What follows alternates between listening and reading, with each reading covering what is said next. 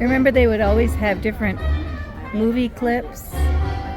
Remember they used to always have like Cary Grant? And that was really fun. Oh, she's floating on the water. Happy hour is until 9 o'clock. Yep. Hello.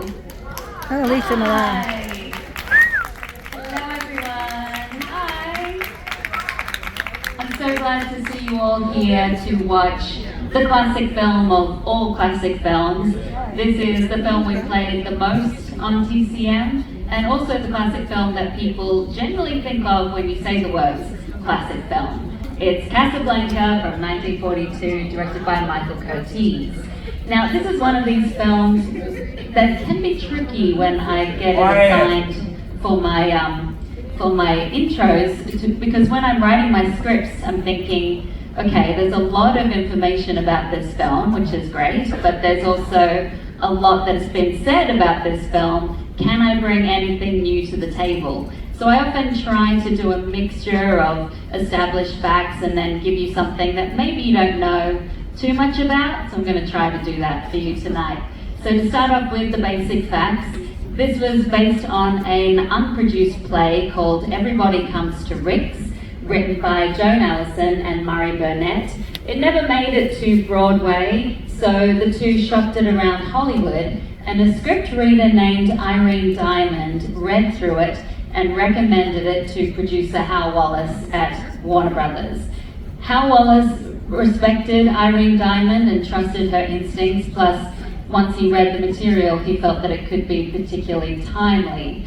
There were many different screenwriters who worked on this script, from Philip and Julius Epstein to Howard Koch to Casey Robinson, and it was such a mess, the pre-production, was a lot of chaos, and even during production, they didn't really know how the film was going to end while they were filming it. And screenwriter Howard Koch later said that Casablanca was conceived in sin and born in travail. So it's quite remarkable that the script ended up as brilliant as it is, full of quotable lines, and you guys can help me finish these lines. So here's looking at you. Kid. We'll always have Paris. and play it. Sam. Yay! Well, that's kind of a tricky one because it's often misquoted as "play it again, Sam," but it's actually just "play it, Sam." Then there was the matter of finding a director.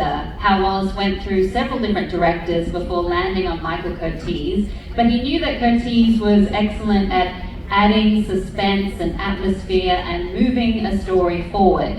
And then when it came to the lead roles of Rick, the American living in occupied Morocco, running a gin joint, and Ilsa, his ex-love who comes waltzing back into his life, he was considering maybe George Raft, but knew that Humphrey Bogart had the cynical, world-weary, essentially kind heart that he wanted Rick to have. And for Ilsa, he knew he wanted Ingrid Bergman, saying that she was the only actress with the luminous quality, the warmth and tenderness necessary for this role. He actually wanted to pair Bergman and Bogart in All Through the Night, but that hadn't worked out.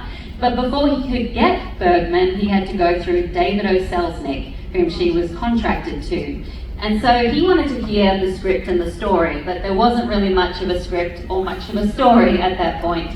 So he sent along the Epstein brothers to go to see David O. Selznick, and apparently they just vamped their way through it and managed to convince him.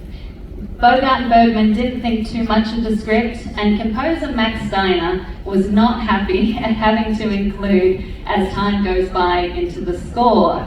And so again, it's quite amazing that this song would turn out to be so perfect for this film, and that it would be so important to Warner Brothers that it would be its theme song on every one of their movies since 1999. So now for some trivia that you may have heard of before, but I find particularly interesting, and it makes the film much more authentic.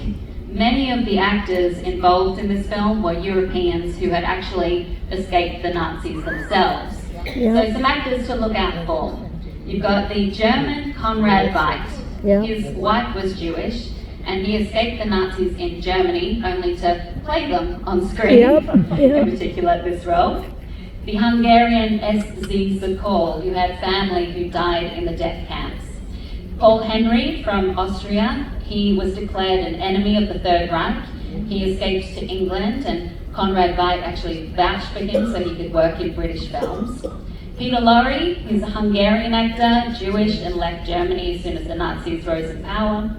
Helmut Dantin was from Austria. He, as a teen, became a leader of an anti-Nazi youth group and was arrested by the Nazis.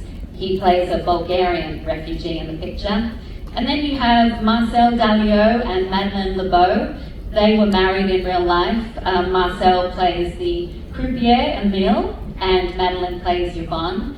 These two were French. They escaped France as the Nazis rolled in, and the scene that really sticks with me, as I'm sure it does for all of you, is the French national anthem, La Marseillaise. You have to watch Madeleine LeBeau's eyes, real tears in her eyes.